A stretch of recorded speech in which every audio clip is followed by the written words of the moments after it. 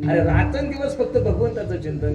श्रीकृष्ण गोविंद हरे मुरारे हे नाथ नारायण वासुदेव.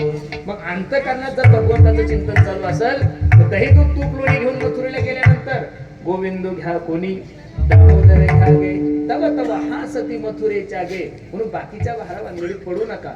आहे तोपर्यंत भगवंताचं चिंतन करून घ्या. बाकीच्या गोष्टी सोडून द्या. कारण त्रेतायुगामध्ये, द्वापार युगामध्ये, कृतयुगामध्ये माणसाची आयुष्य मर्यादा जास्त होती. म्हणून त्या त्या काळामध्ये ते साधनं शक्य होते. आता अल्पायुष्य मानव देह शतगणिले ते मध्ये बालत्व पीडा रोगक्षय काय वासनाशी उरले ते पाहेगा. मग आयुष्य कमी आहे, कधी जाईल काही सांगता येत नाही. मग एवढ्या कमी कालावधीमध्ये तुम्ही फक्त एवढंच करू शकता. कामामध्ये काम काही म्हणा राम राम. जाईल भवश्रम सुख होईल दुःखाचे न लगती सायास जावे वनांतरा. सुखे येतो घरा ठाईच बैसोनी करा एक चित्तावडी अनंत आळवावा. जेवढे अभंग नामपर आहे, जेवढं साधू संतांनी भगवंताच्या चिंतनाला महत्व दिलं तेवढं कशालाच दिलं नाही महाराज.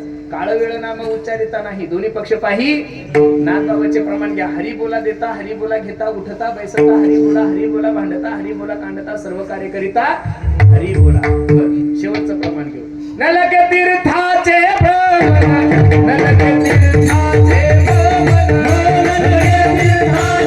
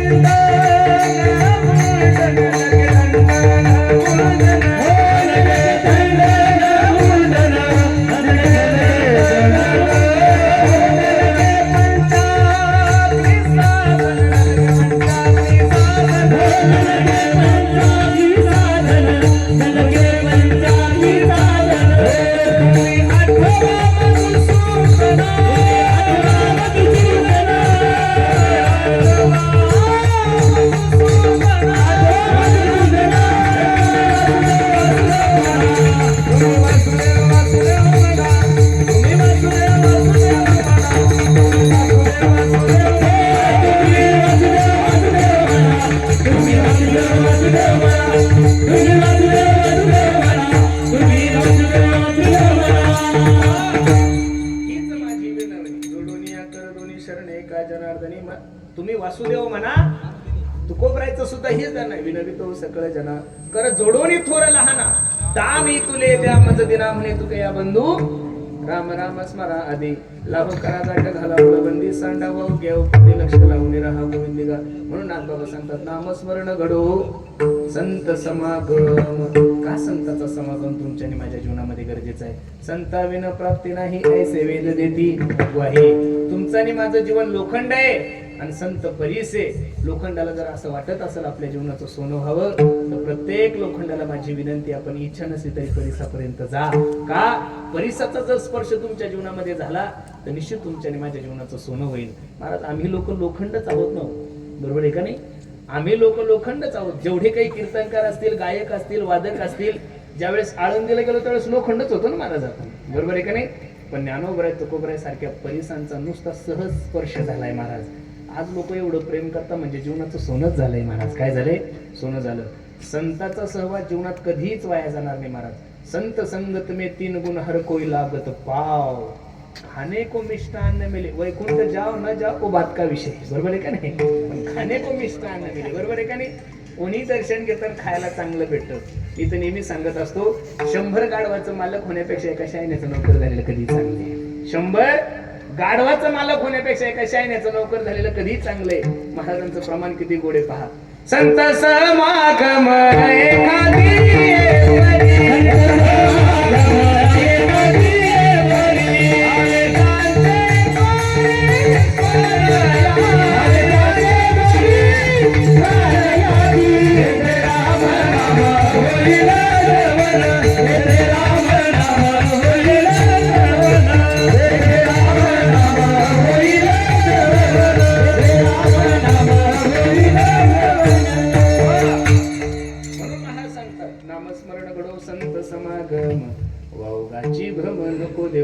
काय अपेक्षा आहे ना तुला? काहीच नाही. पायी तीर्थयात्रा मुखी राम नाम. गाडीनं तीर्थयात्रा सांगितलेलीच नाही महाराज, बरोबर आहे का नाही? गाडीनं तीर्थयात्रा सांगितलेली नाहीये, पायी तीर्थयात्रा सांगितलेली आहे. आमच्या बाबांकडे पाहिल्यानंतर आम्हालाही सुद्धा कधी कधी लाज वाटते महाराज, ह्या लोकांनी ही परंपरा टिकवून ठेवलेली आहे. अरे आपण ज्या विभागात जन्माला आलो हा मराठवाडा आहे. कोणता आहे? मराठवाडा. या मराठवाड्यामध्ये परभणी, बीड, नांदेड, हिंगोली असे काही काही माणसं आहे महाराज. वारीच्या टायमाला 3-3, 4-4 हजार रुपये व्याजानं काढून हे लोक वाऱ्या करतात. मला तर आनंद वाटतोय. वारी ही कीर्तनकाराने नाही टिकवली, वारी ही गायकांनी नाही टिकवली, वादकांनी नाही टिकवली महाराज. पंढरपूरची ज्ञानोबराय तुकोबरायची वारी जर टिकवली असेल तर फक्त तुमच्यासारख्या लोकांनी टिकवली. माऊली सुद्धा कीर्तनकार आहे, माऊली सुद्धा चांगलं व्यासपीठ चालवतात, माऊली सुद्धा चांगला पखवाज वाजवतात. पण माऊली जे आपल्या वडिलांना जमलं ते तुम्हाला मला कसं जमलं? सोपान मला सुद्धा कीर्तनकार आहे, बरोबर आहे का नाही? तेही भागवताचार्य, महाराष्ट्रात नामांकित त्यांचं नाव आहे. पण जे त्यांच्या वडिलाला जमलं ते त्यांना कसं जमलं? शक्यच होणार नाही महाराज. आज माऊलींचं एवढं सुंदर अधिष्ठान आळंदीत आहेत. ज्ञानोबरायच्या नगरीत राहायला सोपं नाही महाराज. आम्ही गण प्रयत्न करतोय प्लॉट घ्यायचे, पण काहीतरी प्रॉब्लेमच होतोय, म्हणजे काहीतरी पुण्य कमी पडतंय. माऊली तुम्ही ज्ञानोबरायच्या नगरीत राहता, असू द्या थोडे कीर्तन 1-2 कमी असेल, काय असेल तो ज्याच्या त्याच्या प्रारब्धाचा भाग आहे. पण दररोज ज्ञानोबरायचं दर्शन होतं, याच्यापेक्षा मोठं पुण्य काय असेल? दररोज ज्ञानोबरायची प्रदक्षिणा होती, याच्यापेक्षा दुसरं पुण्य काय असेल? आणि मला असं वाटतं तुमच्या जीवनामध्ये ही ज्ञानोबरायच्या दर्शनाची जी पुण्याई लाभली, मला तर असं वाटतं ही तुमच्या बाबाचीच पुण्याई महाराज. शुद्ध बीजा पोटी फळे रसाळ गोमटी. आणि सात्विक पोरग जन्माला आल्यानंतर कधी धन्य त्याची माता सांगितली, धन्य त्याचा पिता. सावता महाराजांनी भगवंताला आपल्या हृदयामध्ये साठवलं, पण सावता महाराजाचं वर्णन नाही केलं नामदेवरायाने. नामदेवराय सांगतात धन्य त्याची माता, धन्य त्याची माता, धन्य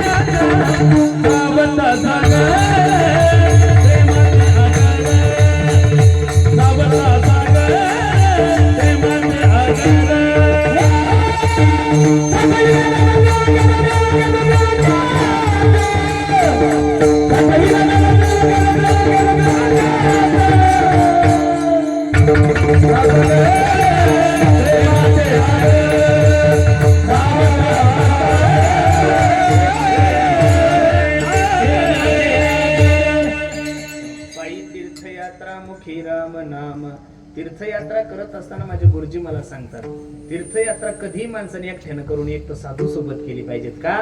साधू सोबत तीर्थयात्रा केली तर तीर्थयात्रेचं महत्वही कळतं, सत्संगही होतो, भगवंताचं चिंतनही होतं. आपण तीर्थयात्रेला जातो पण भगवंतात मुखाचं नाम नाहीये, फक्त खात जा. 4-4 पोते कांदे संपतात हो काही दिंडीतले, बरोबर आहे का नाही महाराज? बरोबर आहे. लोक म्हणतात महाराज आमची दिंडीची व्यवस्था काय सांगा तुम्हाला, सकाळी मिसळ पाव.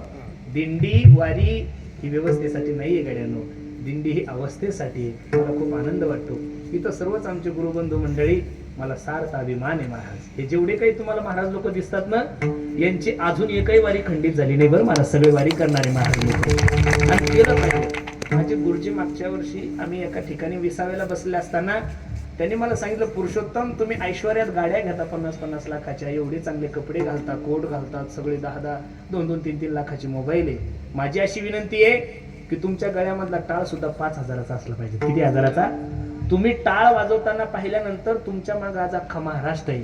तुम्ही ज्यावेळेस पायी चालता, तुमच्या गळ्यामध्ये ज्यावेळेस टाळ असेल, तुमच्या डोक्यात ज्यावेळेस टोपी असेल, तर तुमच्याकडे पाहून 1000 तरुणांना टाळ वाजवायची इच्छा होते, बरोबर आहे का नाही? आणि माणसानं पंढरपूरची वारी केली पाहिजे.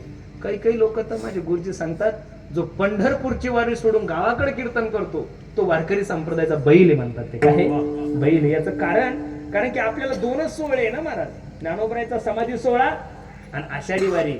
अरे आषाढी वारीची नुसती तारीख जर एकदा माणसाच्या कानावर आली ना की 18 तारखेला प्रस्थान आहे, जो वारकरी असतो त्याची अवस्था कशी होती माहितीये का? संपदा सोहळा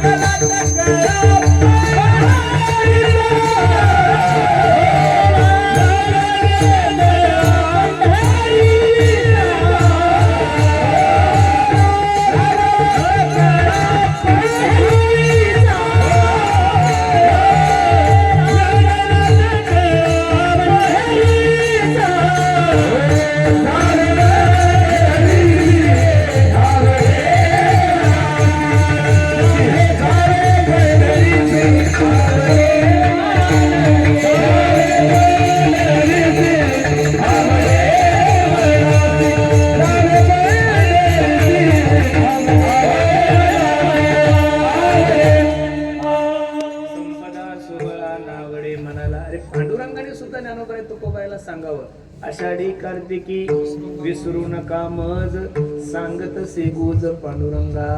मग पांडुरंग परमात्म्याला जर आषाढी कार्तिकी आवडत असेल का, त्या निमित्ताने सर्व वारकऱ्याची माझी काय होती, भेट होती. आषाढी वारी असेल, कार्तिकी असेल, किती जरी मोठा कार्यक्रम असेल, काही जरी असेल, तर ज्ञानोबरायचा सोहळा आणि पांडुरंगाचा सोहळा माणसाने सोडला तसं आपण त्र्यंबकला तर काही जातच नाही, बरोबर आहे का नाही. षष्टीचीही आपल्या मागं थोडी धावपळ असते, बीजीचीही थोडी धावपळ असते, पण दोन सोहळे महाराष्ट्रात खूप महत्वाचे, एक समाधी सोहळा आणि एक आषाढीचा सोहळा. मग नाथ बाबा देवाला सांगतात, देवा काही अपेक्षा नाहीये, पायी तीर्थयात्रा मुखी राम नाम, हाची माझा नेम सिद्धीने, नेम करणं तुमच्याने माझ्या हातात येईल, पण तो नेम पूर्णत्वाला न्यायचा असेल तर तो कोण नेऊ शकतो, जगाचा मालक. देह जाओ अथवा राहो पांडुरंगी दृढ भाव, शरण न सोडी सर्वता आन तुझी पंढरीनाथा, वदनी तुझे मंगळ नाम हृदय अखंडित. शेवटी नामदेवराय सांगतात, नामा मने केशव राजा, केला नेम चालवी तुढोबार कुमाई. जय जय कुमाई.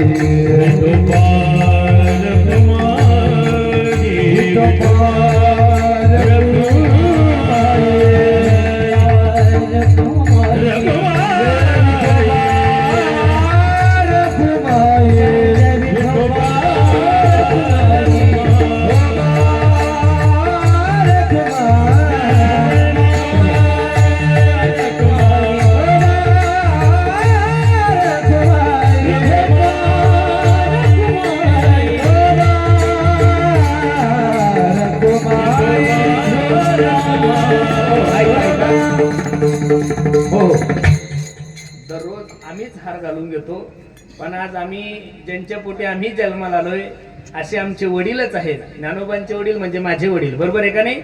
खरे आज ज्या हाराचे जर हक्कदार कोण असेल तर हे दोघं जण. नाही दोघे एका हारामध्ये. माऊली का नाही, माऊली पुढे या. विठोबा रखुमाई.